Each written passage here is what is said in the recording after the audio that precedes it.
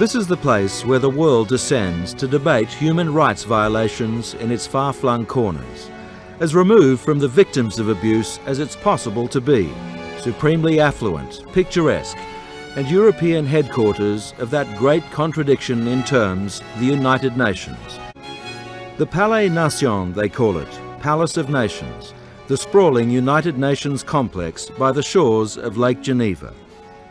It's the gathering place of the UN Human Rights Commission.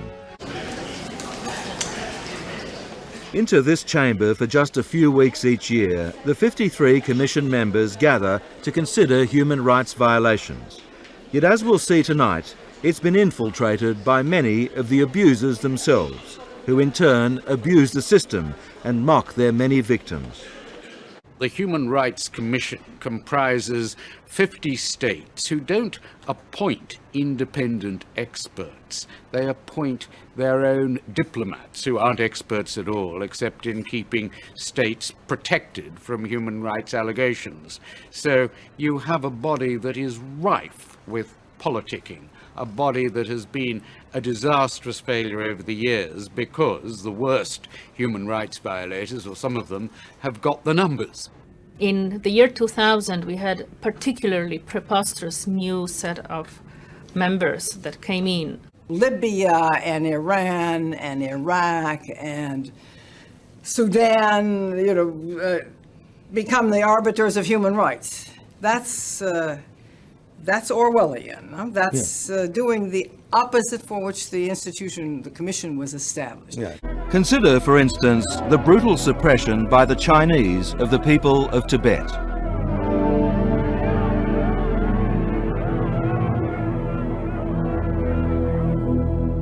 China claims against all the evidence that it doesn't have a human rights problem.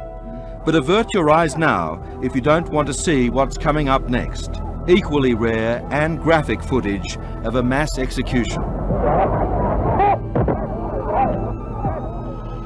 Just how many people die in this way is a state secret.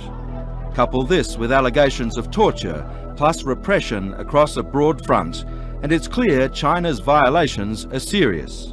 Yet as we'll see, it cynically manipulates the Human Rights Commission to avoid criticism by bullying and buying off much of the rest of the world.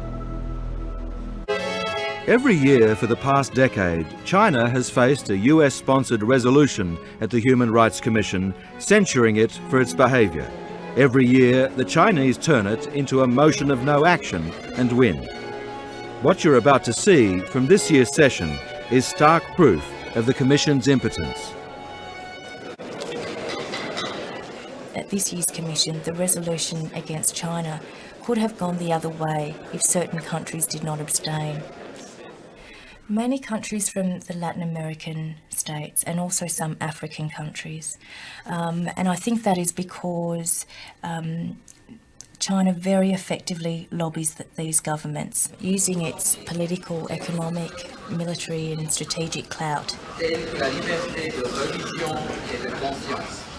Now the vote. And remember, the Chinese have turned the US-sponsored censure motion into a motion of no action against them. The yes votes overtly backing the Chinese, the no, the US resolution, the abstentions, fence-sitters playing into Beijing's hands.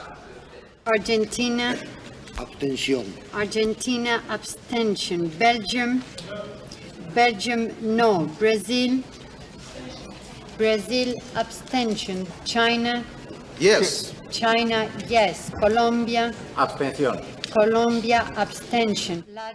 The actual plenary room is full. In fact, there will be diplomats standing around the walls because there are no seats, and those seats are taken by Chinese representatives who are there almost as if they're at a football match. Liberia, Liberia, yes. Libyan Arab Jamahiriya, Yes. Libyan Arab Jamahiriya, yes. Peru, On rolls the score. Yes, pro-China, no, anti.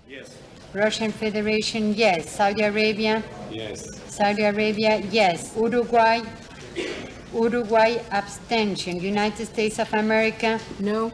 United States of America, no. Zambia, By now, the Chinese ambassador knows he has the numbers.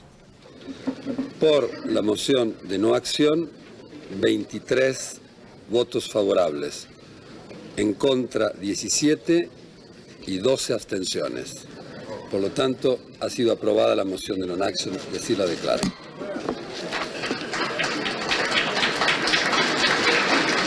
The Chinese are elated, and for good reason. A loss this time could have crippled their Olympic bid. Everything is going exactly to plan. Favours given, favours to be returned. The ultimate in horse trading that rides roughshod over the rights of the victim.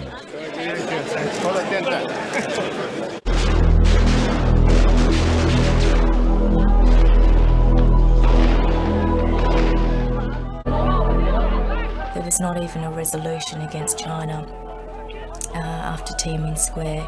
The closest we got to it was a resolution by the subcommission, but China has effectively evaded international scrutiny. Okay, so if you can get away with something like that, when we all saw it on television, you can get away with anything, can't you? Yes.